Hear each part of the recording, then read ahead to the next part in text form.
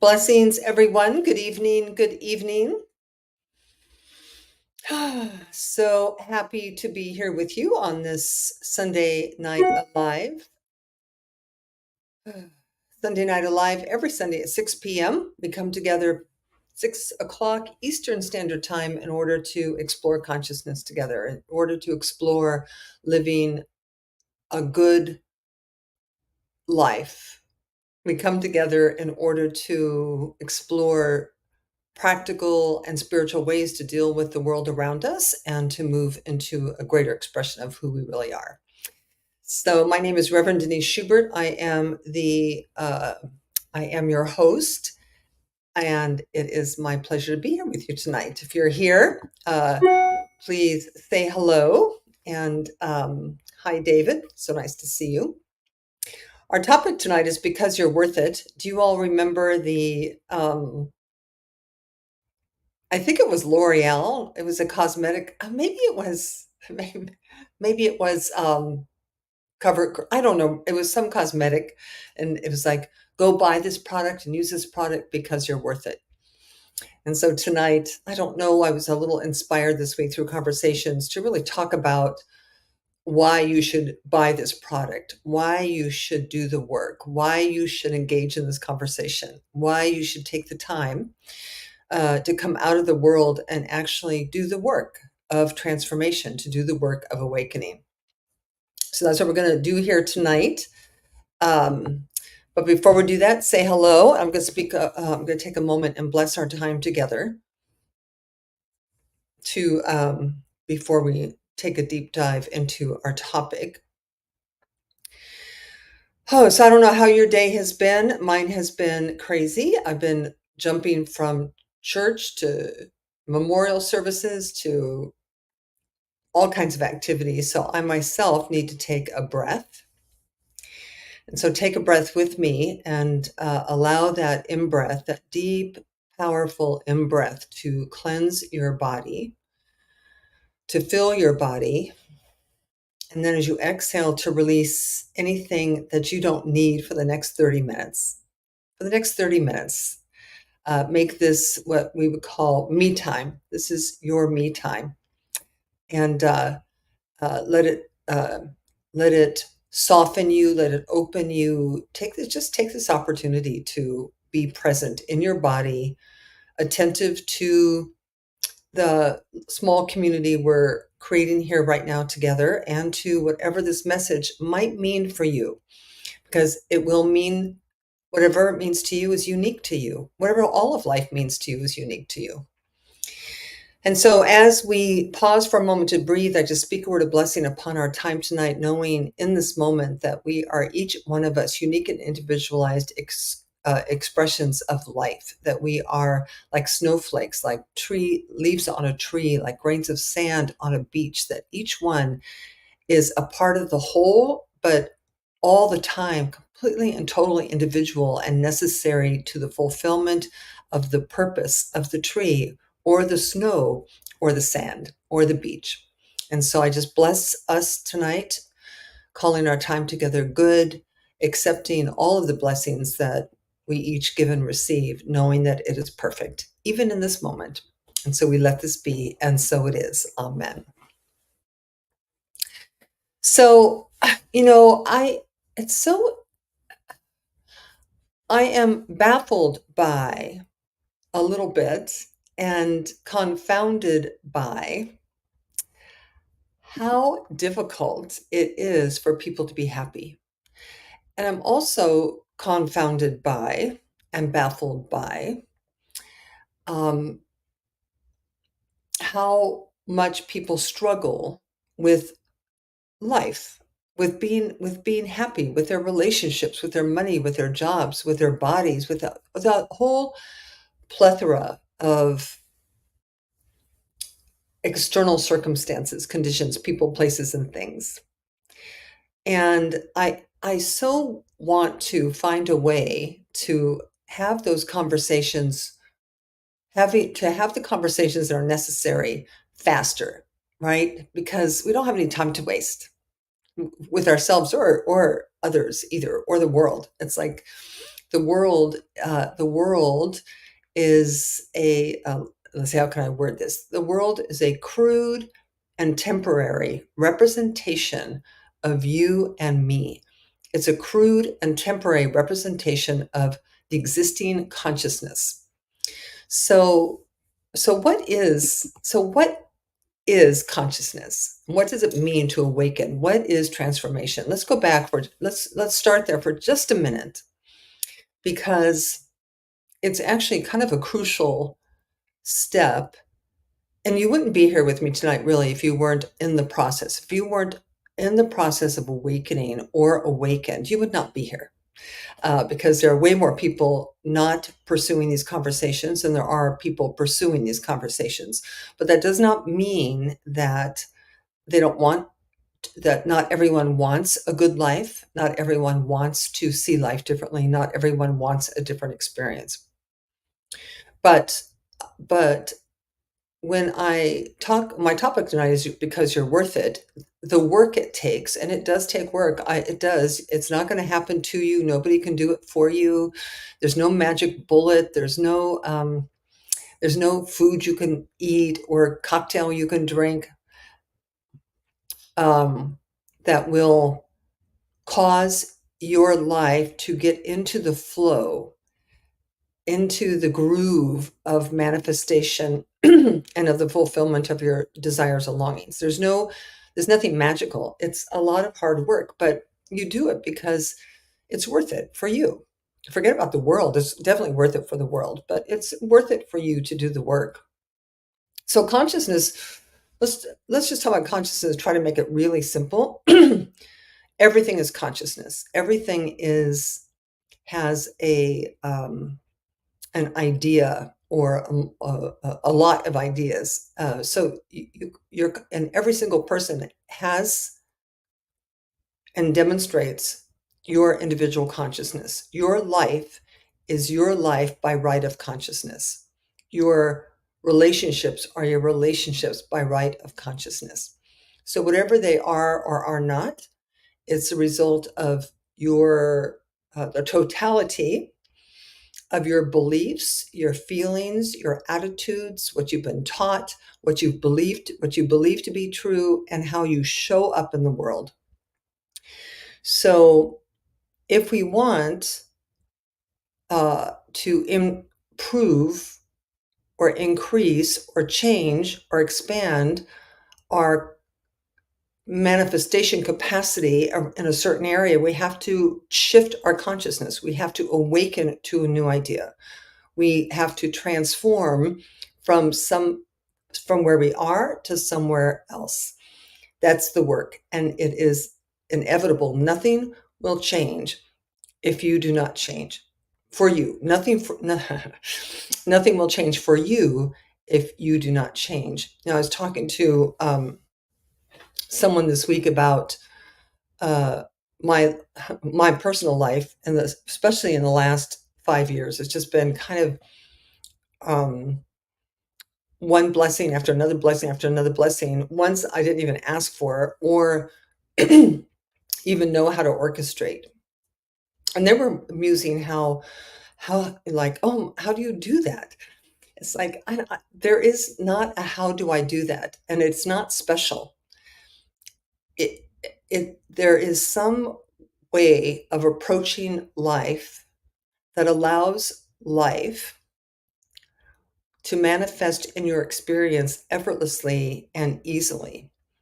And everybody can do that. Everybody can have that.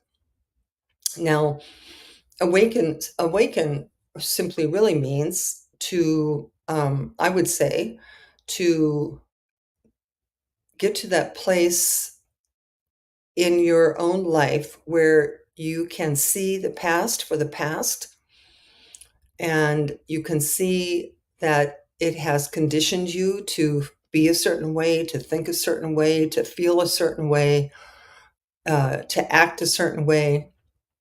And it's completely normal. Every human being goes through this domestication process, this orientation, this indoctrination to life.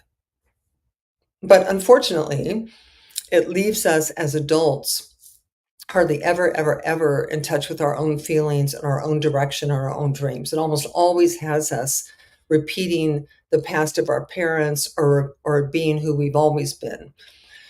And until you can face head on the idea that that's not who you are, that you are not your body, you are not your conditioning, you're not your parents' ideas, you're not what your friends want, you're none of those things.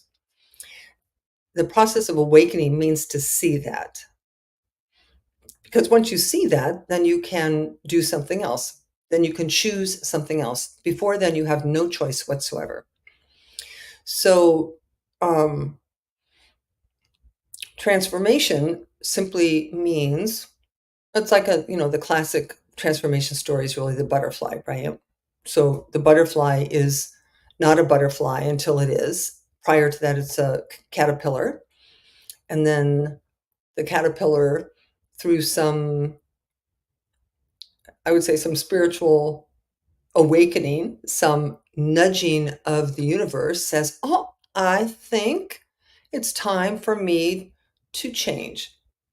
And so it builds for itself uh, a change station called a cocoon. It willingly and happily goes into that cocoon. And while its life, as it knew it, is disintegrating, its new life is um, being reimagined and literally rebuilt. And then at some moment, it leaves the cocoon as a whole new order of being. That's actually the experience of going from asleep to awake, of being normal, being kind of business as usual, to emerging as a new order of being. Now, is any of that easy? No, because it requires deep, deep introspection. It requires meditation. It requires contemplation. It requires coming out from among them. It requires bucking your family systems. It requires questioning every thought you have. It requires forgiving everyone you've ever harmed who has harmed you. It requires so much work, but you're worth it, because without the work, it can't happen. Without the work, it can't happen. So I love this quote by Howard Thurman, who says was a African American philosopher and theologian, and he said, "Don't ask yourself what the world needs." Now, I'm going to stop here before I go on with this, because we have to debunk a very strong idea, and it's a religious one. It's a religious idea that says that that we have some obligation to God to live in a certain way, that we have some obligation to God to love our neighbor as ourselves, that God is somehow keeping track of and watching to see how it is we play in life, and whether or not we're doing what we think that God wants us to do.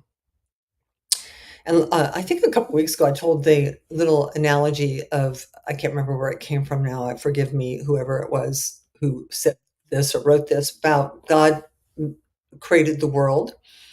So God created the world, the oceans and the forests and the jungles, and he was, out of cosmic loneliness, he decided to make a man. So out of mud, he makes this man, right? Or woman. He makes this human being, and he's pleased. He goes, "Oh, this is fabulous," pleased. Then the man, the human made out of mud, goes to God. "So God, what's the purpose? What's the point of all this?" And God was very confused and looked at what he had made and said, "Does there have to be a purpose to this?"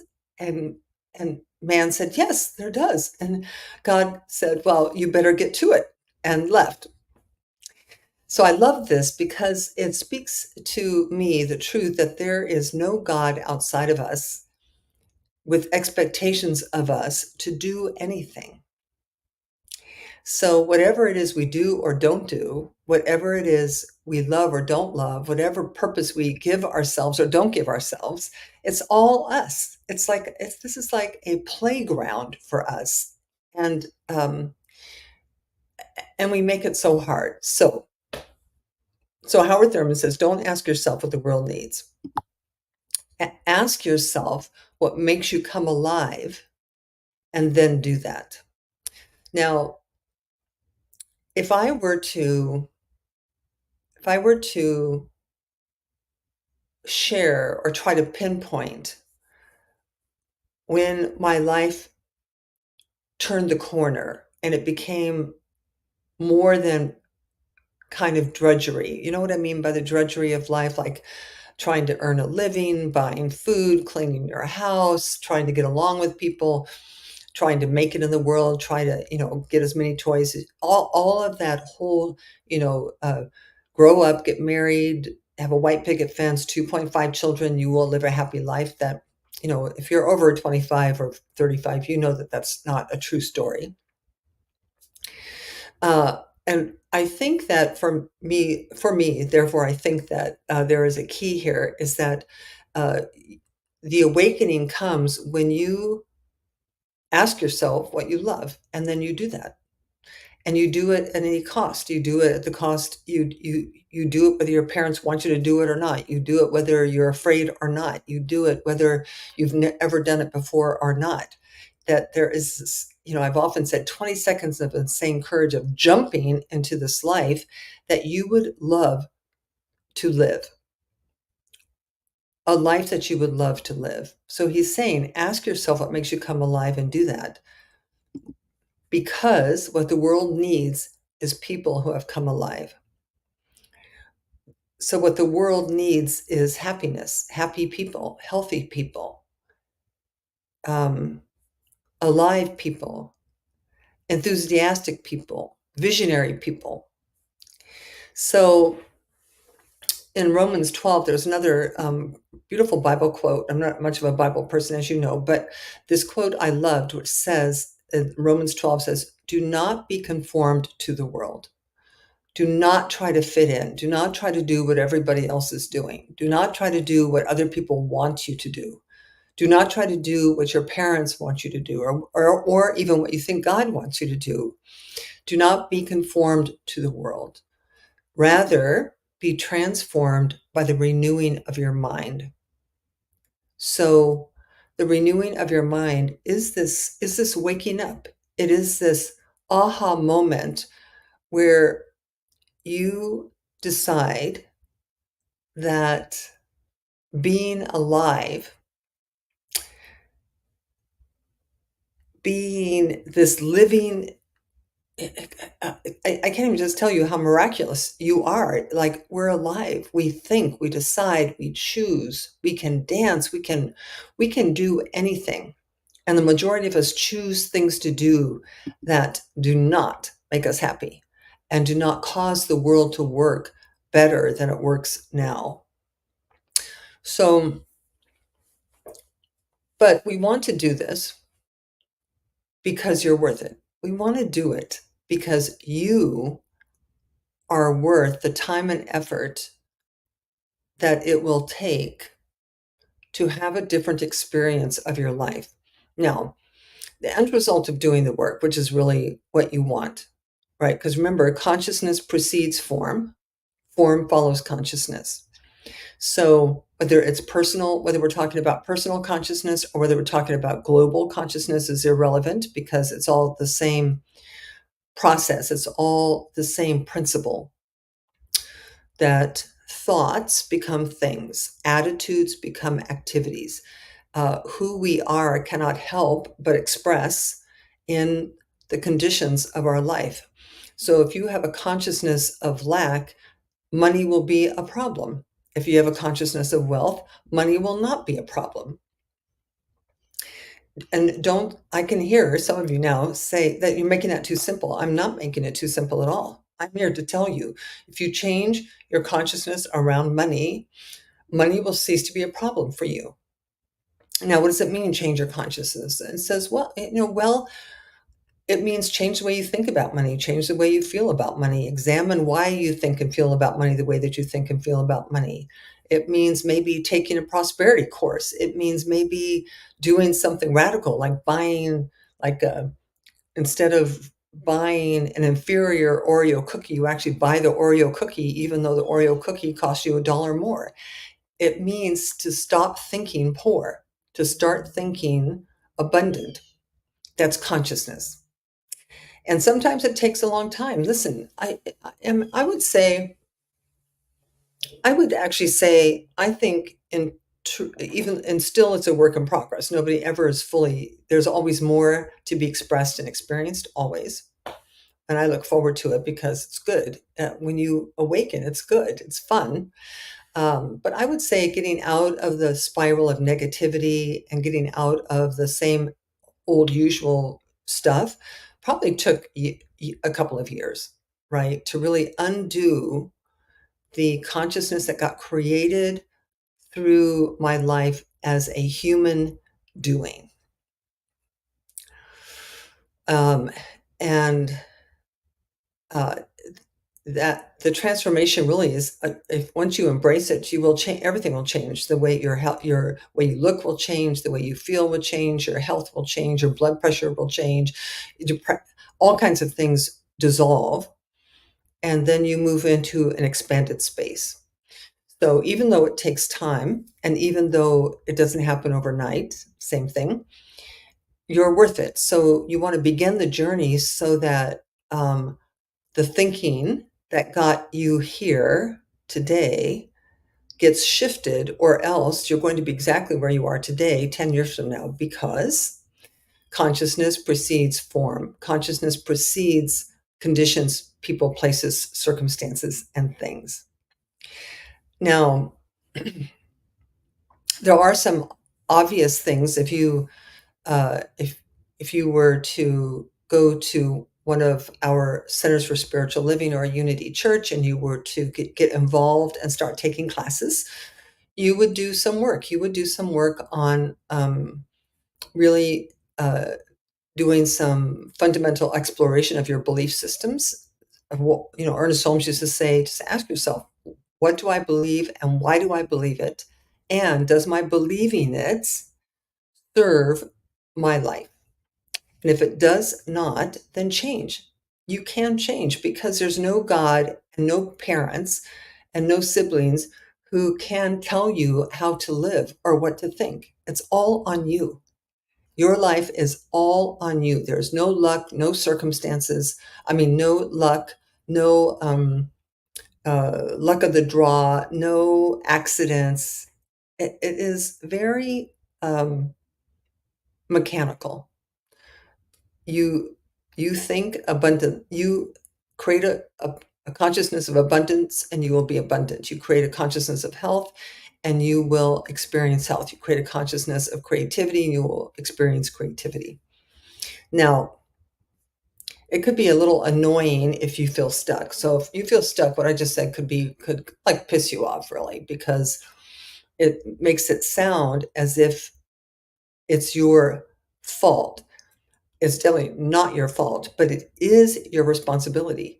And to the degree that you make it someone else's, whether that's your mom's or God's, is the degree to which you stay stuck to some degree. And I don't want you to be stuck anymore, right? I want there to be a free flow of love and self expression and peace of mind. Now, I think I wanted to close, I think I wanted to make a very special observation for all of us tonight, because I have come to realize that the good in my life, the good things that happen, the synchronicities that take place, the blessings bestowed upon me, are all the end result of relationship. They're all the end result of someone in the world um, having what I need or what I want, or having the support or help I need and want, and being willing to share that with me. Um, Let me see, I want to say that I actually want to really get to this because without it, we have the working consciousness, which is all the work you do in your own mind, right? However, when we say God, we are one, we are talking about that you and I are connected. You and everyone are connected. So if you want to be an author, you need someone to help you. You need someone to publish your book. You need someone to edit your book. You need money. You need things. If you want to create a company, if you want to create a nonprofit, people have got to want to help you. They've got to want to work with you, be in your presence. So, so the working consciousness, I think most of the hard work in consciousness is getting over our resistance to human beings. It's so easy right now because the world is such a crazy place and people are so crazy. They're just like crazy out of their minds, crazy. They're creating so much chaos and suffering and violence and wars and conflicts. And it's like, geez, Louise. Now, we cannot change any of that. You and I, personal transformation, personal um, personal transformation is the pathway to a better world. There is no other way. So until you change, the world stays the same, right? Until more of us change into loving, peaceful, kind people, we're not going to see a lot of peace and loving in the world. It's just the way the spiritual laws and principles work. Gravity is gravity, and the law of cause and effect is the law of cause and effect. But part of the forgiveness work, for example, as the path to awakening, allows you to uh, fall in love with people more. It allows you to trust people more. It allows you to care about people more.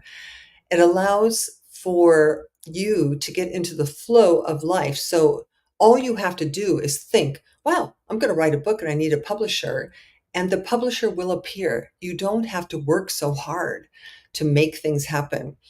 If you need money, the job will appear, the funds will appear, but they can't appear if you're in resistance. They cannot appear if you're fighting with life, if you're against life, if you're fearful of life, if you think the world's going to hell in a handbasket, guess whose world is going to go to hell in a handbasket?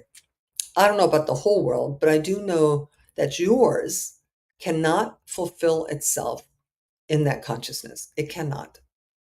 So somebody said to me today at church, somebody said, it's hard to have hope today. And I looked at her, I said, no, it's not hard to have hope.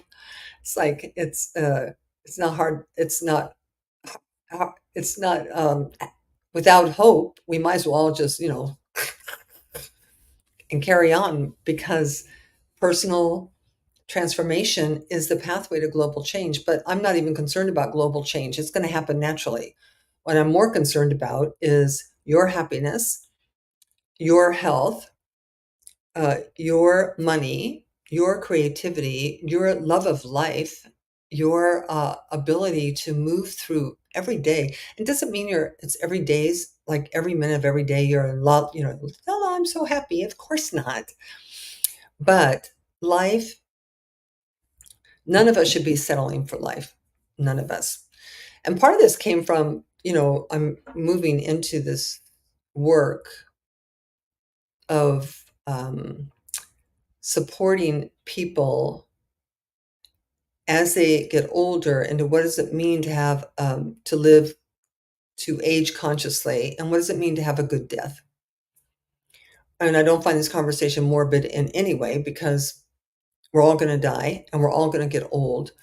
And an unawakened being, if you're still stuck in your story and the trauma of your past, not only is it not going to provide the foundation for a good, happy, healthy aging, but it's also not going to create a foundation for a good death, a happy, peaceful, loving death. And but Then the question is, well, Denise, why are you so worried about a good death? We should be still continue to be worried about a good life, a good living experience. And I just think it's really where you are detached in a healthy way from trying to please the people from your past or present by living a life that you think is a life that will please them. That includes God, of course. That to get in touch with makes you come alive, and then to do that is a decision you must make. Now, part of this living a good life is to do no harm. So you actually can't be in the flow and the grow and the glow of life if your living is causing harm to others. And this is as Elizabeth said in the comments, that could be a very fine line because many of us have obligations to people that we can't walk away from.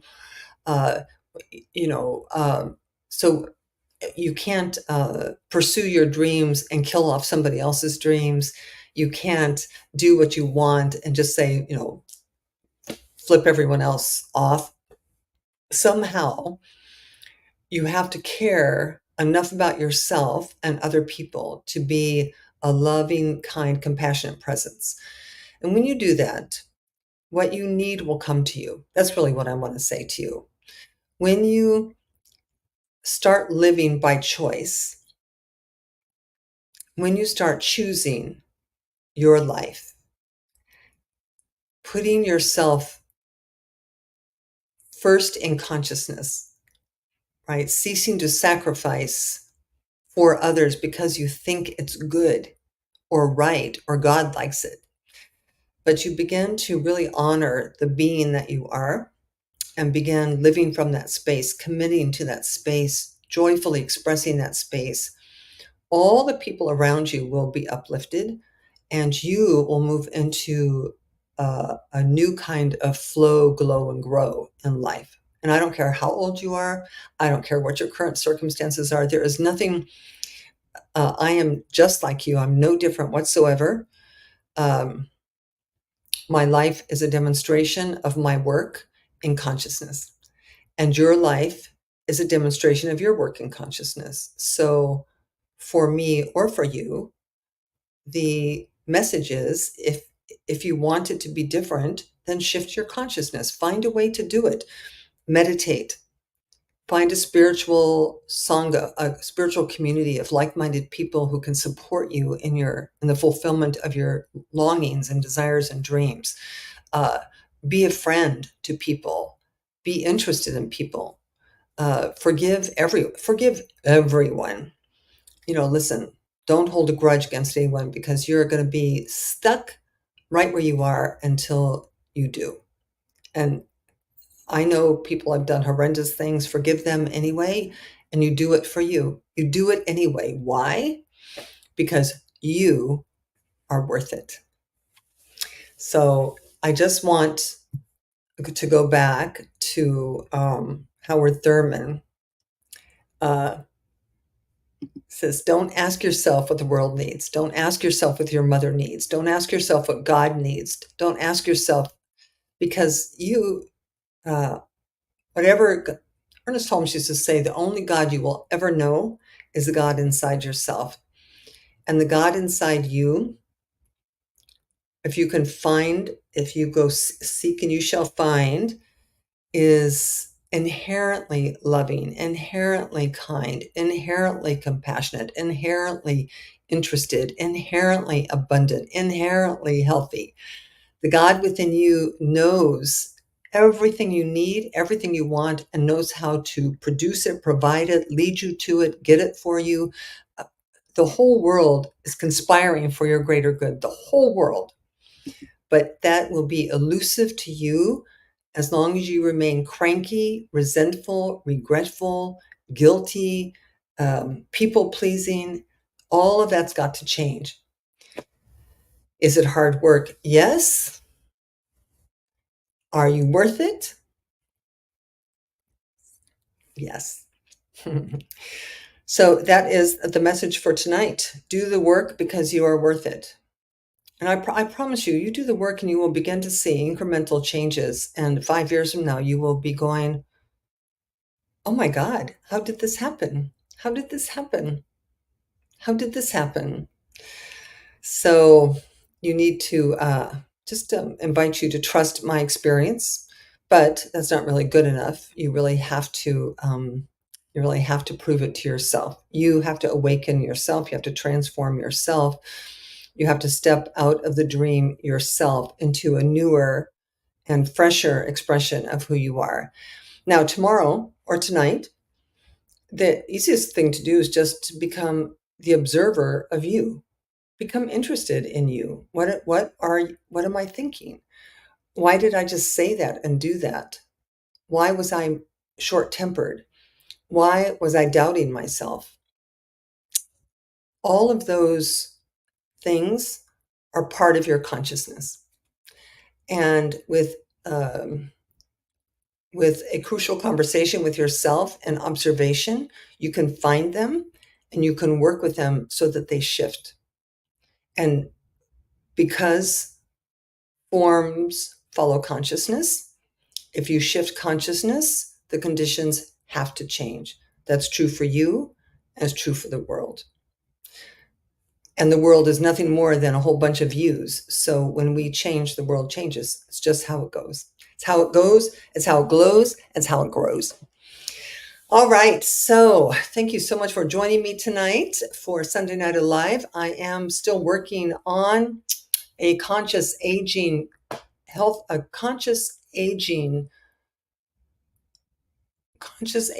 don't know the name of it yet. Conscious aging, a conscious aging, conscious dying. Conscious aging, conscious dying.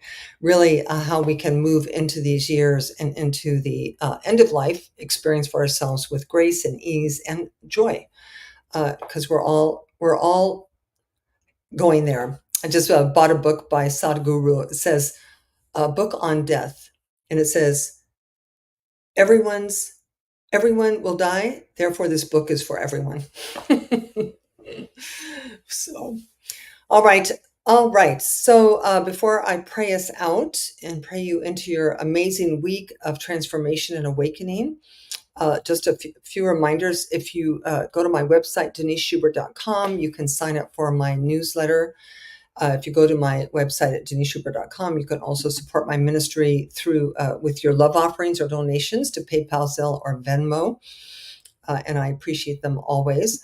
If you would like a spiritual coach or counselor, if you would like to work with somebody to get through, to talk this out, to have some support in consciousness on the tough areas, please, please, please, please do not let your being timid or thinking it's too expensive or whatever reason would hold you back.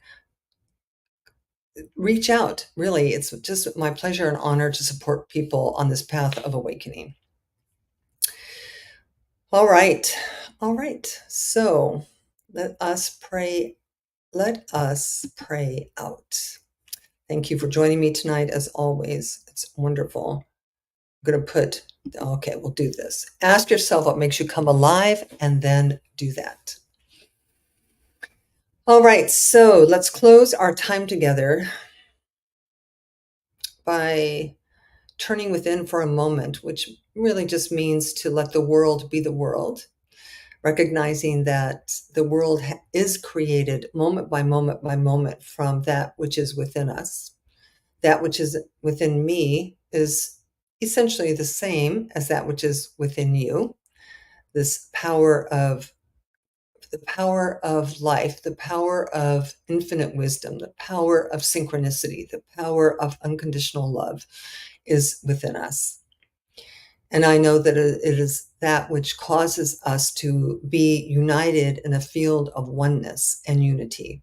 It is that which is that in back of the amazing synchronicity, the amazing support, the amazing conspiracy taking place for our lives to be good lives.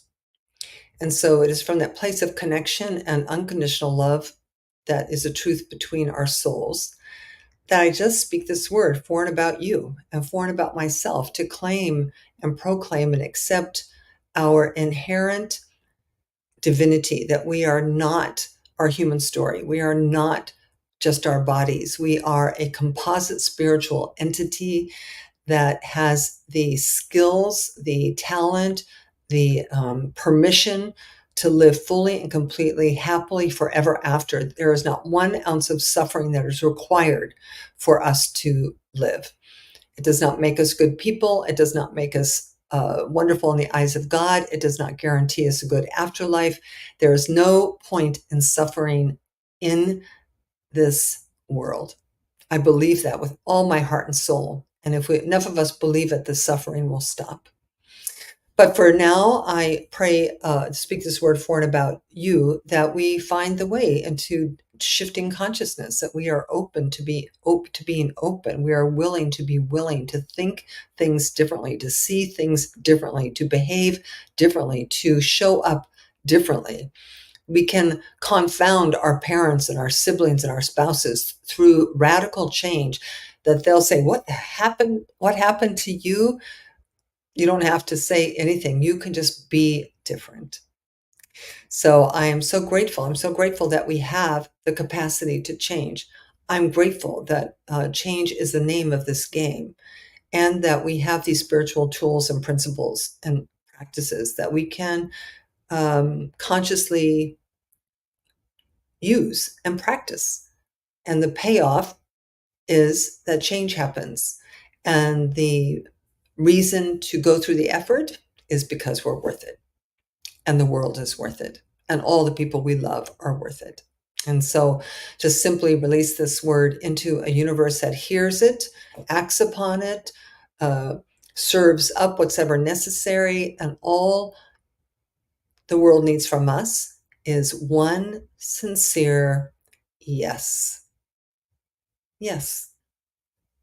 And so we can leave this time expecting the fulfillment of the word spoken.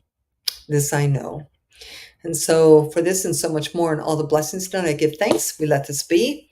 And so it is. Amen. All right, my beloveds, amen, amen. Thank you so much for being with me. I hope this has lifted you and given you some insight into how you can move forward and to continue your amazing spiritual journey into wholeness. So peace and blessings, and I will talk to you next week, same time, 6 p.m. on Sunday.